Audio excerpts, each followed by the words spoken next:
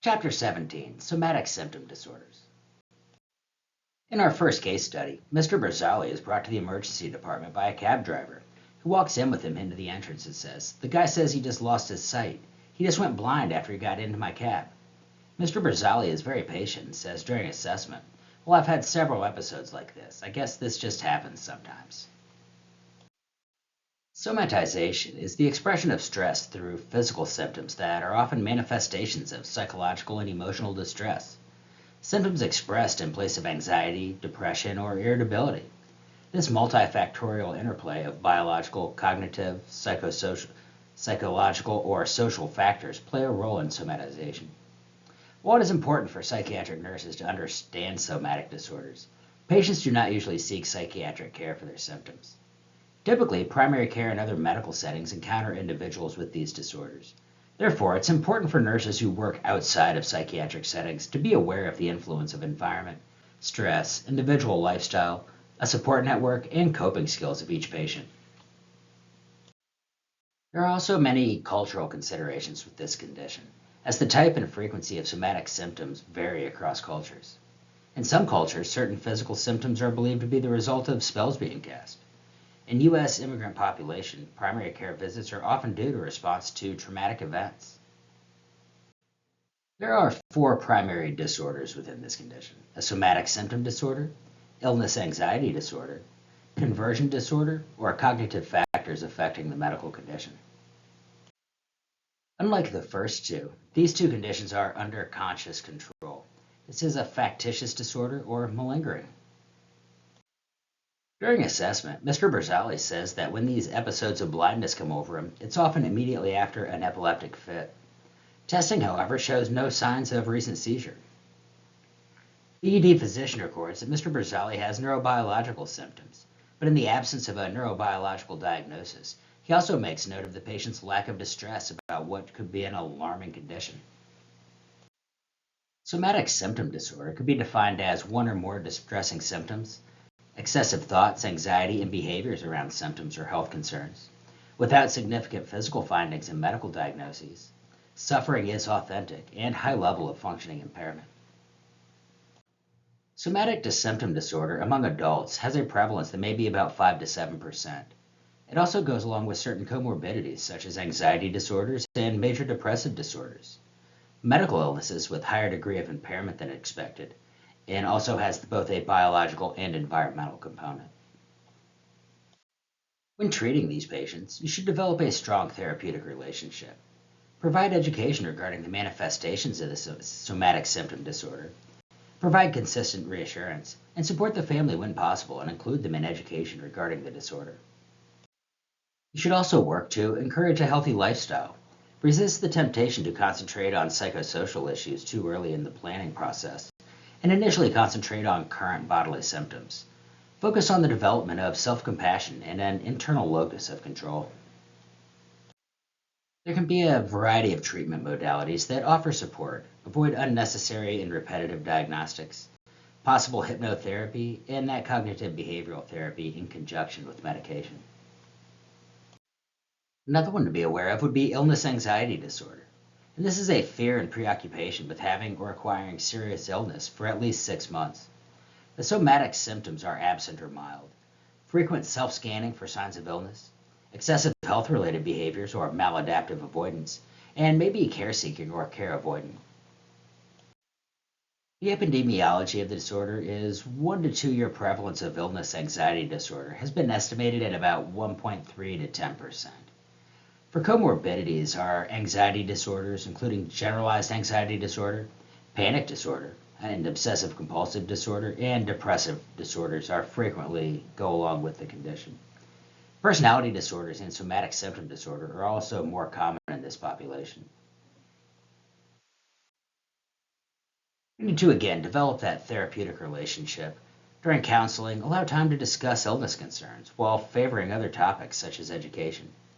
Reassure the patient that psychiatric care will supplement medical care and not replace it, and encourage socialization in the unit or program activities. In conversion disorder, emotional conflicts or stressors are transferred to physical symptoms. This transfer may have a physical basis. Some MRI studies suggest that patients with conversion disorder have an abnormal pattern of cerebral activation.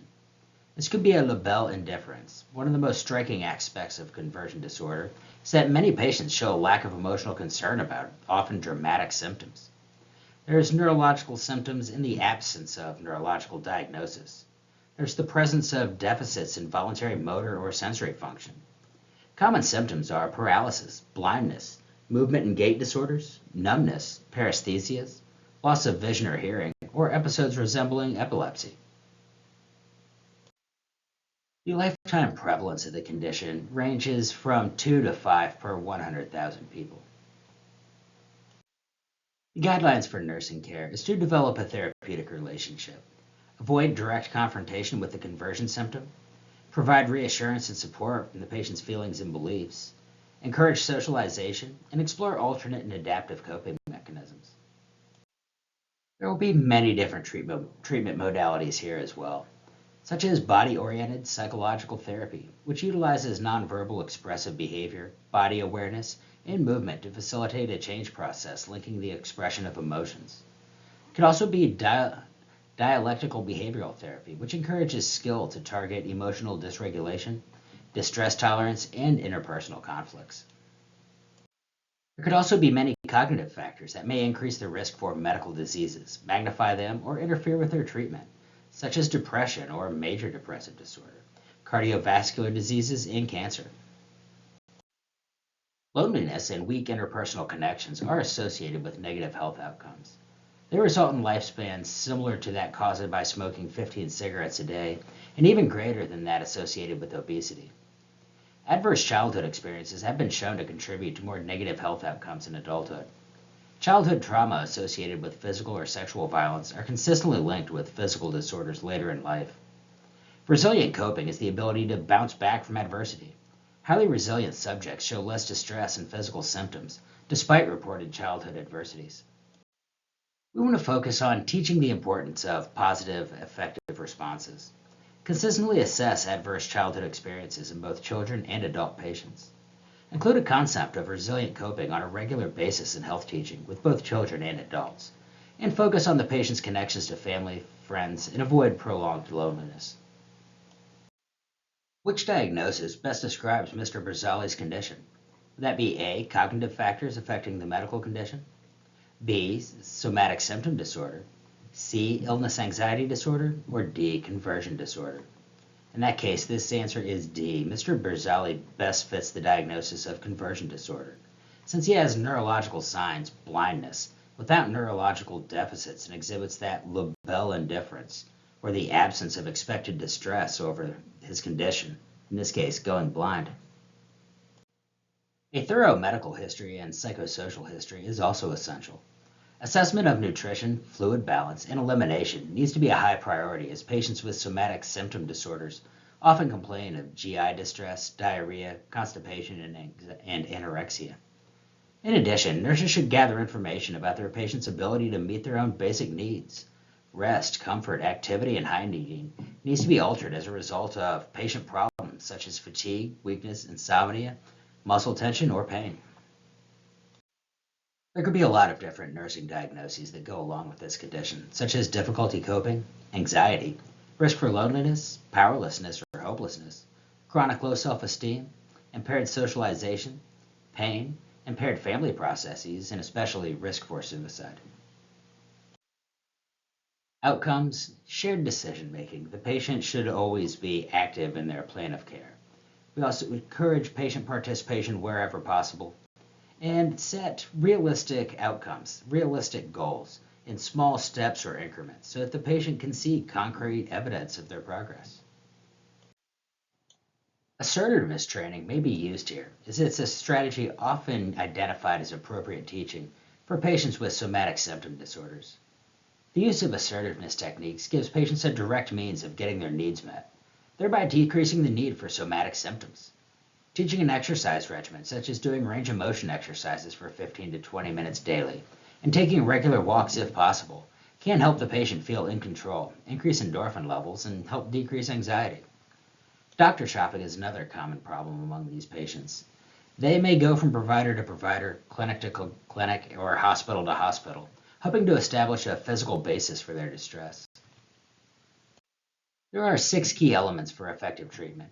Provide continuity of care, avoid unnecessary procedures, provide frequent, brief, and regular visits, always conduct a physical exam, avoid disparaging comments, and set reasonable therapeutic goals. Evaluation is based on clear, realistic, measurable outcomes. Goals are often reported as partially met, and patients often report continuing somatic symptoms and often report less concern about them. Cognitive behavioral therapy would again be effective here, along with coping strategies that preclude the somatization. Next would be factitious disorder. This is an artificially, deliberately, and dramatically fabricate symptoms or self-inflict injuries. The goal of assuming a sick role. It has a compulsivity features, and they consciously conceal the true nature of the illness through deception. It's a contrived illness that may be physical or psychiatric. Factitious disorders could take 2 different forms. That would be a factitious disorder imposed on the self, or factitious disorders imposed on another, such as the case of Munchausen by proxy. These factitious disorders could be very difficult to treat as the provider. So they're going to have, again, that biological and cognitive component as well as an environmental component as well. Malingering. This is a condition related to factitious disorders, in which there's a conscious fabrication of illness or exaggerating symptoms for secondary gain, such as insurance fraud, prescription medication, or avoidance of prison or military service. It was also a term used in the military a lot. Which problem does not fit the group? A. Malingering, B. Conversion disorder, C. Illness anxiety disorder, or D. Somatic symptom disorder. In that case, the answer here is A. Malingering is a condition related to factitious disorders. The distractors are all somatization disorders, while malingering is under that individual's conscious mind. Which is an example of malingering? Would that be A. Mr. Harris injures his foot to avoid military service? B. Mrs. Adams has been making her child vomit and lose weight to pretend he has cancer? C. Mr. Singleton has difficulty walking and using a wheelchair, but without neurological deficits, which began 2 months after the death of his wife of 32 years.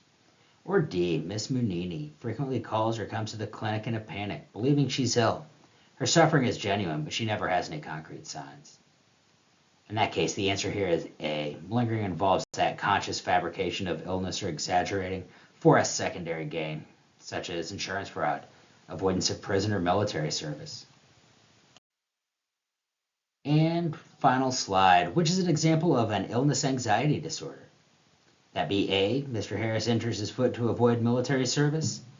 B. Mrs. Adams has been making her child vomit and lose weight to pretend she has cancer. C. Mr. Singleton has difficulty walking and using a wheelchair, but without neurological deficits, which began 2 months after the death of his wife. Or D. Mrs. Munini frequently comes to the clinic in a panic, believing she's ill. Her suffering is genuine, but she never has concrete signs. Which one is an illness anxiety disorder? In that case, it is D. Miss Munini has illness anxiety disorder. Her suffering is real, and she lives in constant fear that she is ill, without any symptoms. Anyway, that's all I've got for this chapter. I'll see you in the next slides.